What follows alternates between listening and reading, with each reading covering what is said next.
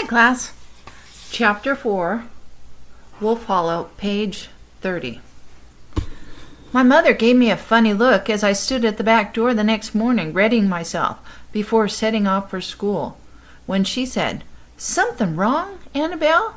I nearly told her about Betty. It would have been a relief to put the whole thing in her hands. But although there were only apples and potatoes, beets, and a few winter squash left to bring in, and although she, of all women on earth, was capable and strong, I had it in mind to spare her this particular battle. I'd thought it through. If I told her, she'd have to go to her friends, the Glengarrys, and tell them that their granddaughter was a hooligan, something that they surely already knew, but would not want to hear from a neighbor. And despite the fact that she'd been able to fix nearly every broken thing in our lives, my mother could not promise me that Betty would not come at me again, even angrier, or worse, go after my brothers, if I tattled on her. I had learned what incorrigible meant. A scolding was not going to change anything, and so far Betty hadn't done anything to deserve more. So I said, "Nothing, Mother," and went out the door to school, the penny from my piggy bank like an anvil in my pocket. Henry and James were waiting in the yard for me, which made no sense at all since they took off at a run as soon as they saw me coming. Before we were even out of sight of the house, they had run well up the lane, flinging lumps of dirt at each other and stirring up a tail of dust as if they were small, unbottled genies. Up the lane and across a spent field at the top of the hill I walked alone, all the crops here plowed under, watching for arrowheads on the crest of the furrows. Sometimes from this hilltop I would be surprised by a deer. One minute the fields below me would seem empty. The next, there a deer nearly invisible against the plowed dirt. So it was with Toby that morning. One minute the crest of the hill to my right was empty. The next, there he was, standing in the distance, still looking toward me. It gave me a start to see him. I waved good morning. I was not put out when he did not wave back. It meant nothing at all except that he wasn't like other people. Toby wasn't friendly, but he had been good to me when he didn't have to be.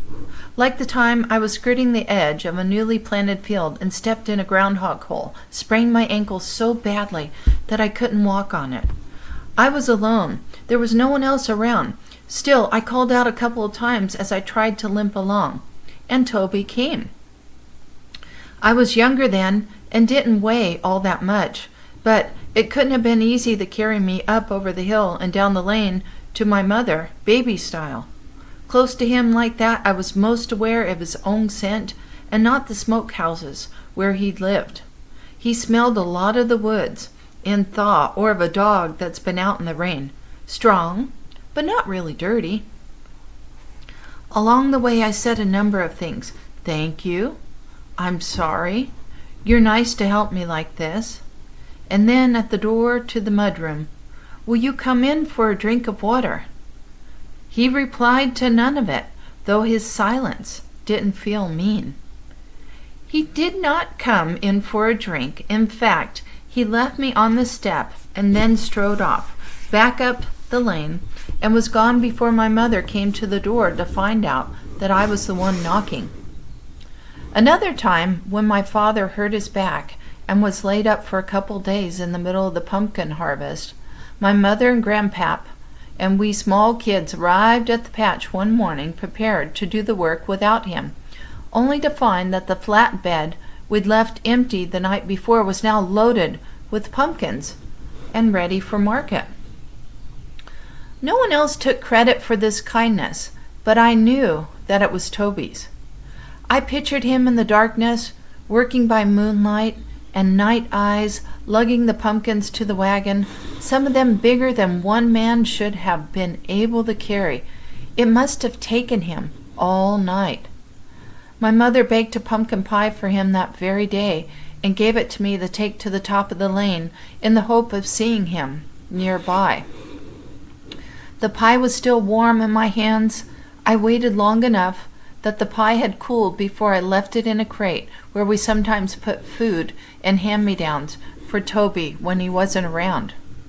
2 days later, I found that he'd left the clean pie plate in the crate, along with a posy of bittersweet and wild asters tied with a leaf of quackgrass.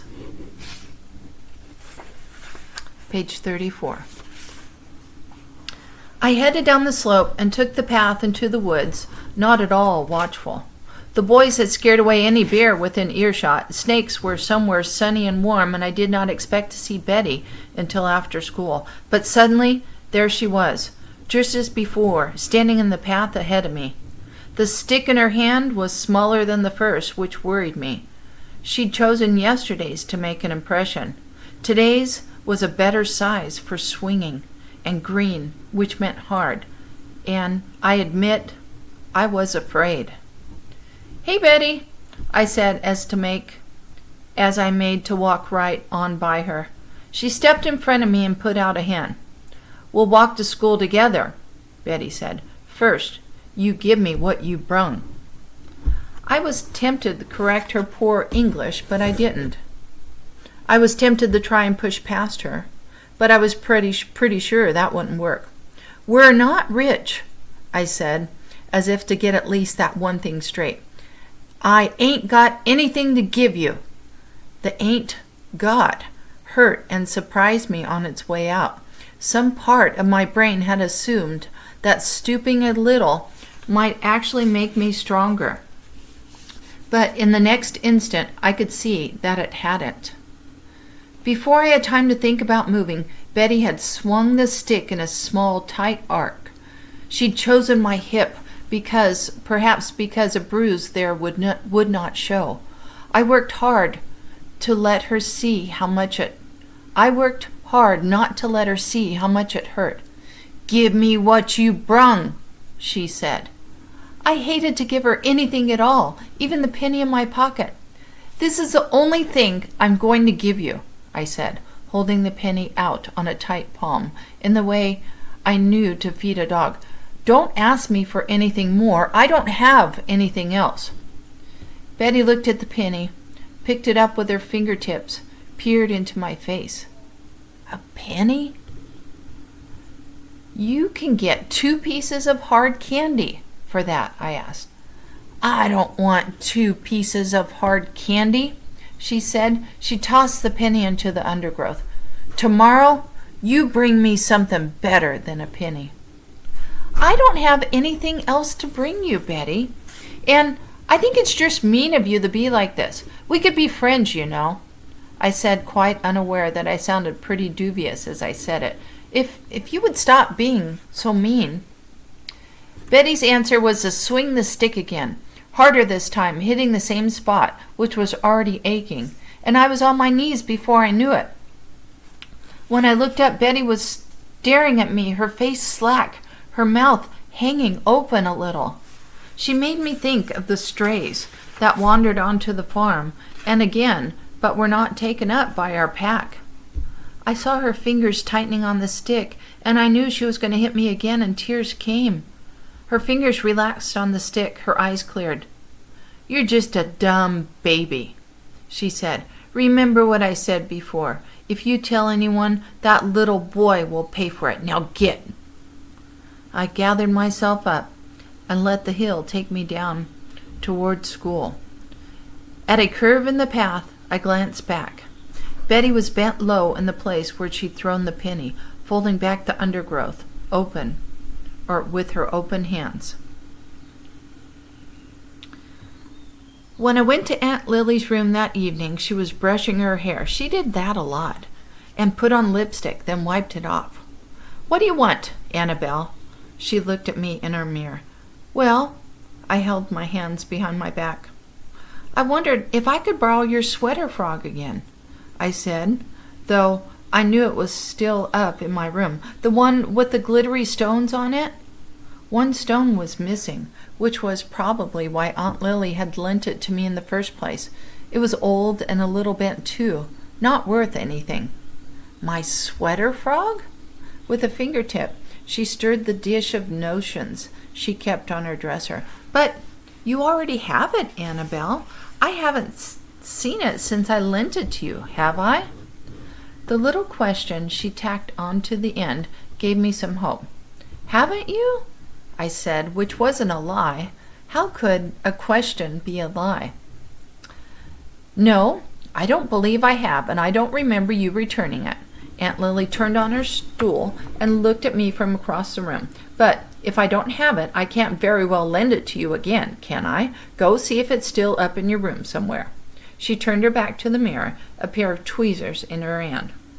As I turned to leave, she said, all your sweaters have buttons on them, Annabelle. No reason on earth to bother with a frog. I shrugged. All of her sweaters had buttons too. It's just pretty, I said. Pretty? Nothing less important in the eyes of God, Annabelle, than pretty. It was a good supper we had that night. Chops fried in bacon fat, potatoes baked soft, and slaw my mother made with cream and sweet onions.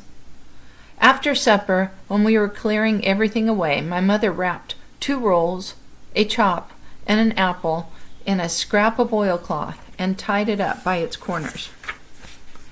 Take this up the lane, she said. If you don't see Toby, leave it in his box, but make sure you close the lid tight or the dogs will get into it. There were times when my mother told Toby he was entirely too thin or that he needed some color, and she'd send me with something extra for him to eat.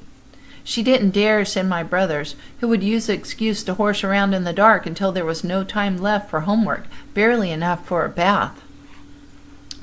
Squirrel is not enough for a grown man, she said as she handed me the bundle. There's plenty of coals in the orchard, I said, and potatoes and beets not too far from his shack. I don't know why he is so thin. My mother just looked at me.